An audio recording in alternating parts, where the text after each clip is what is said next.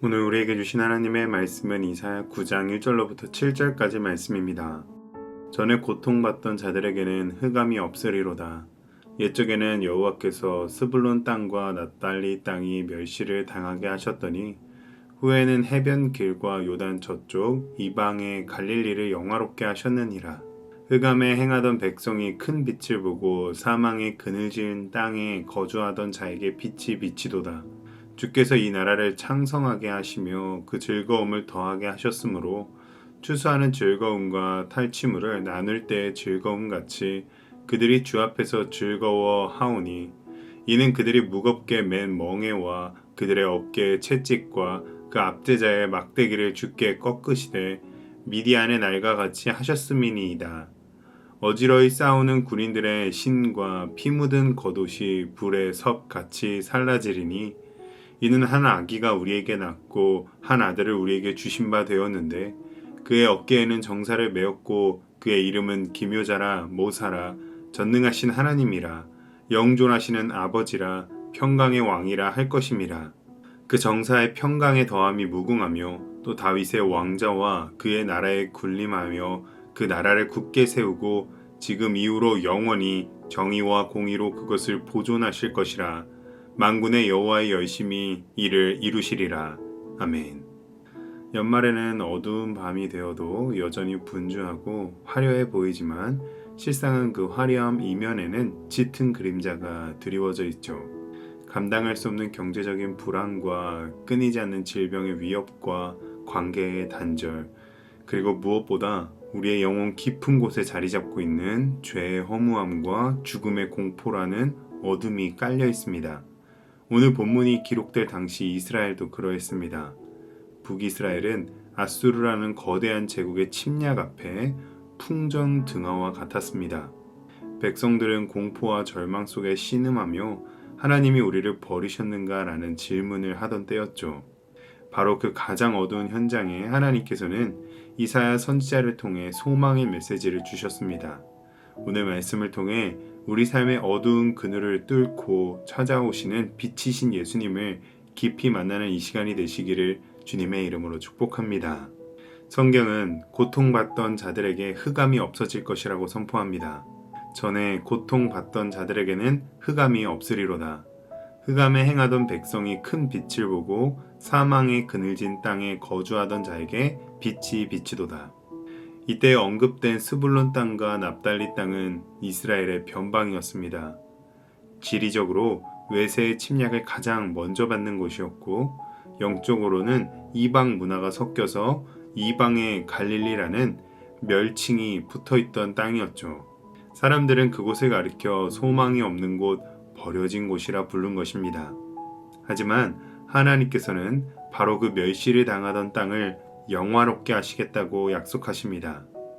이 약속은 마태복음 4장에서 예수님께서 갈릴리에서 사역을 시작하심으로 성취되게 됩니다. 이처럼 아무리 어두운 곳이라 할지라도 복음의 빛은 환하게 빛을 발합니다.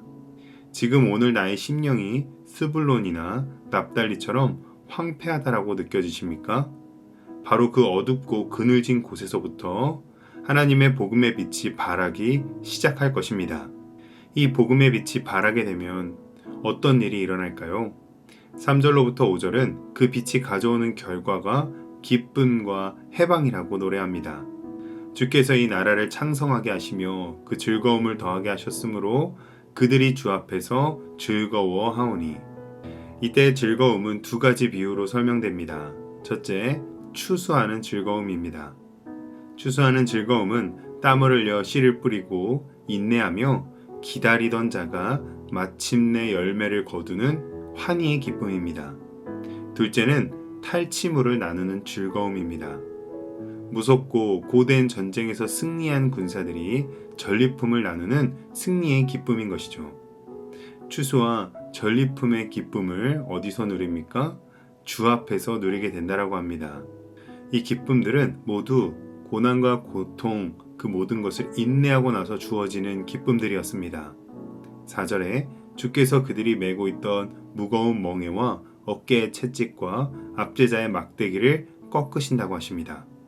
마치 기드온이 미디안의 대군을 물리쳤던 미디안의 날처럼 우리의 힘과 능력이 아니라 하나님의 전적인 능력으로 은혜를 주셨다는 것입니다.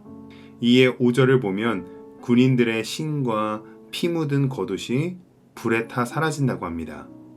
이는 이제 완전한 전쟁의 종식과 평화를 의미합니다.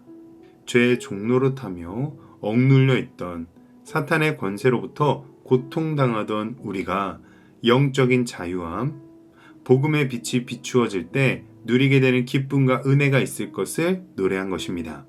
오늘 우리를 짓누르는 모든 근심의 멍에가 꺾여지게 될 것입니다. 주님이 주시는 하늘의 평강이 반드시 우리의 심령 가운데 임하게 될 줄로 믿습니다. 그렇다면 이 놀라운 빛과 자유는 구체적으로 누구를 통해 주어집니까? 오늘 본문의 핵심이자 성탄의 본질인 6절과 7절이 나옵니다. 이는 한 아기가 우리에게 낳고 한 아들을 우리에게 주신 바 되었는데 세상을 구원할 메시아는 무력이나 정치적 혁명으로 오지 않으셨습니다. 연약한 한 아기의 모습으로 우리에게 찾아오십니다.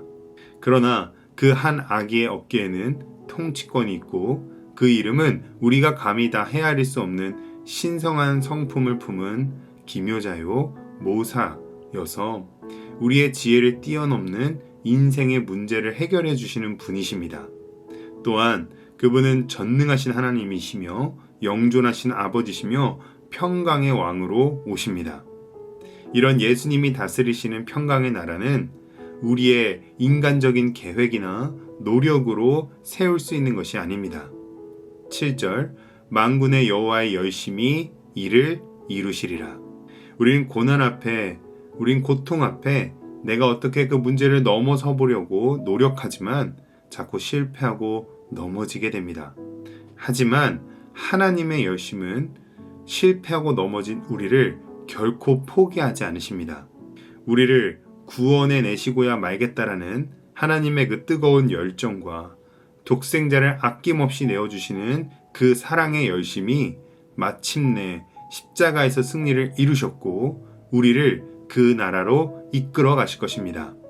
우리가 받은 구원의 빛은 나의 열심이나 능력으로 인한 것이 아니라 우리를 향한 하나님과 그의 아들 예수 그리스도의 멈추지 않는 열심 때문임을 믿으시길 주님의 이름으로 축복합니다.